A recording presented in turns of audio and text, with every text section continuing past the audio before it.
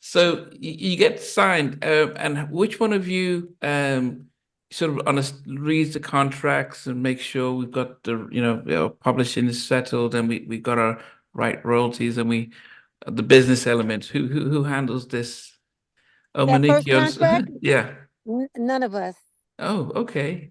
Yeah, we didn't know any better. I mean, we trusted in a lawyer because we had the same lawyer as New Kids on the Block, right? And who else was he the attorney for, you guys? He was big time to us, so we felt he was going to make sure we had the best deal possible. Who Fast represented him? forward, his Who name is represent? Lenny Lewin. No, who recommended him? The label? No, no, no, no, no. We found him. How did we find him, you guys? On our own? I know because he was Boston based. Someone He was recommended from the him. Boston area. Somebody recommended him. I mean, I can't remember now, but we definitely trusted him 100%. And we found out years later that obviously we did not have the best deal situations. But yeah, we were babies. So we know now. Yeah, and I asked this because it's very disappointing that our young black artists who get signed are not looked after. And there was DJ Ken Clark got hired as an executive at Atlantic, and he in an interview said that when he saw the contracts that were offered to artists, and he was trying to he went back to Sylvia and say, well, this doesn't seem fair. And the message he got was, it's up to them to learn the business. It's not up to us to tell them. And he Wow. was there thinking, wow, so if an artist comes in and they don't ask for the right terms and their lawyers don't ask for it, they're just going to sign off. And that sort of mirrors a lot of people, the interviews that I've heard, when I think Dawn says she got 8 cents per member of En Vogue. So all the Monique, millions we they can't made. hear you. Oh, Monique's on mute. I see her mouth Yeah. moving. I'm just saying, Okay. Oh, okay. Okay. So yes, and so I think it's Donna says, sometimes the lawyers represent other people at the label. So the last thing they're going to do is trying to set the balance. So, they could say, yeah, we'll get you a great deal, but it's if Atlantic, they won't push back at Atlantic because they've got other big clients and they don't want to harm that.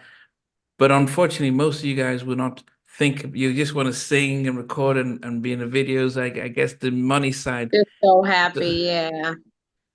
We're What? also told as young women not to worry about that. You just be pretty and sing, and we'll take care of the business. Because we would ask for a seat at the table, but they'd say, we got people representing you. Just trust your people. And that's what you get caught up in this whole, like, how much trust is too much trust? Because it's your business.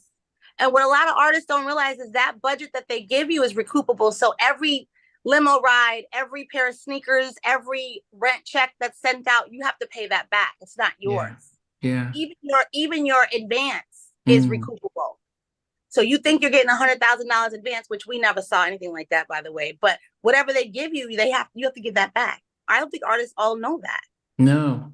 I think Tony Terry, when I interviewed him, he says his management they were getting gifts from Sony, new clothes and stuff, and he was like, "Oh, he didn't realize it was out of his money." Free. Yeah, he was taking him to We had to dinner, learn the hard way as well. taking him to dinner, and then not realizing that that dinner's on you, his paycheck. There was so much conflict of interest back then in the 90s where you have someone who managed, say, a big R&B star on Uptown who works at Motown as an executive. So that, it was like so shady in that way.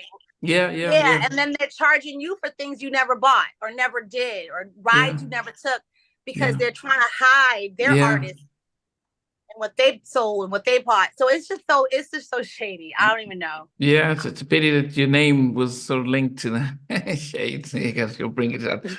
Okay, so I'm sure, but I'm sure if I was your age and they say sign a contract, I'd probably sign with jumping with joy without understanding. You'd assume the people that are brought you there are going to take care of you because it's for their best interest to make sure you guys are happy. And that's the unfortunate thing is we trust those people.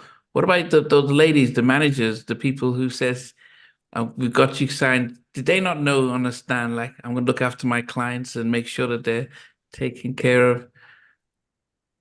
I don't think they knew the business that well I don't think they themselves. know. I think they wanted to be in it, but I don't think that, I think their friend worked at the label. So, you know, obviously they're going to kind of go with whatever she says because that's their person. Amelia.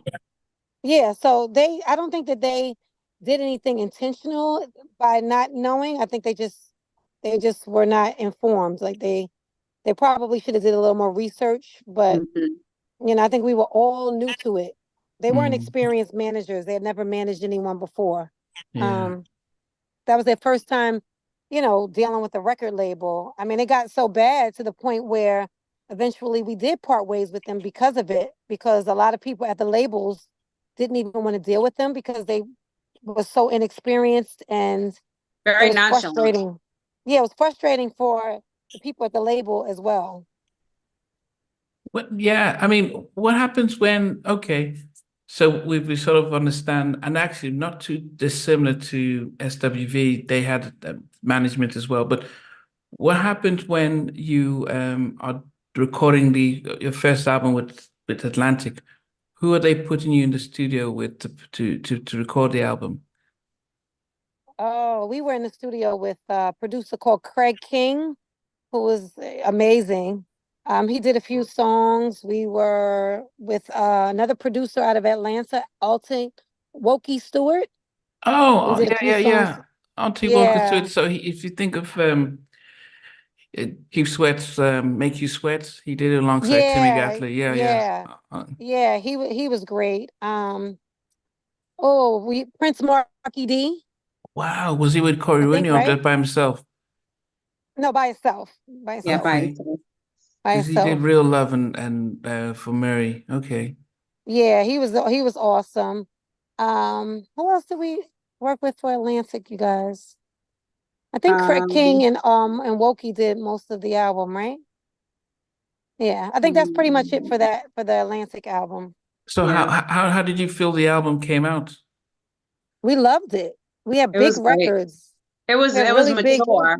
I think it was mature, It was but a it little was too. It really was a good. little old for us. It Yeah. was why Well, 'cause was it we were in our early 20s at that time, They were talking just about big ballads like that seemed like something, you know, maybe someone older or more mature would sing, but they were some of them. But I mean, great songs. I mean, they were written well. But there were a lot of sexual content to some of the songs. Like one song was called Craving, another one was like Do Me Baby. Remember you guys? So like I don't know. I don't know whose concept that was, but I don't know. I couldn't imagine us actually coming out with some of those songs. But that's like But today, there's no difference. There's a lot of female rappers and singers who are being guided but by back writers who then, are men. right, Like but men now are it's still writing for okay. women. No, Right. but But I'm back saying even then, still, we're still having men write for women and all tell right, them what they're supposed to be singing about and how they're right. supposed to represent themselves. And it's like we're still not. I feel like producers, female empowerment. I'm all about getting writers who are women and producers who are women because we know what we go through, what we feel. You know what I'm saying? We know the plight of a 19-year-old woman is not craving your body. Like that's 40-year-old woman shit. But a man wants to see a 19-year-old sing about craving your body. So it becomes okay and it's normal, but it's like not normal. My 10-year-old ain't singing about craving nobody. Like, and you And can't Do Me sing to an Baby. audience. Yeah, like so I Yeah. feel like if we're writing for ourselves and other women and we're empowering women to speak their truth about their experience, it's just gonna be more authentic. It's more organic. Yeah. That's why now. Hey guys, thanks for watching. Thanks for being a part of Halftime Chat. Please remember to subscribe, share, and comment. But most importantly, why don't you become a member of Halftime Chat?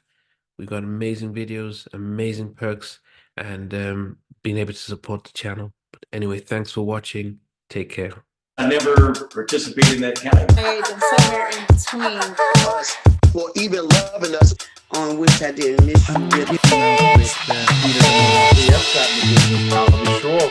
What was it like growing up? She's still making an impact on 4 houses down.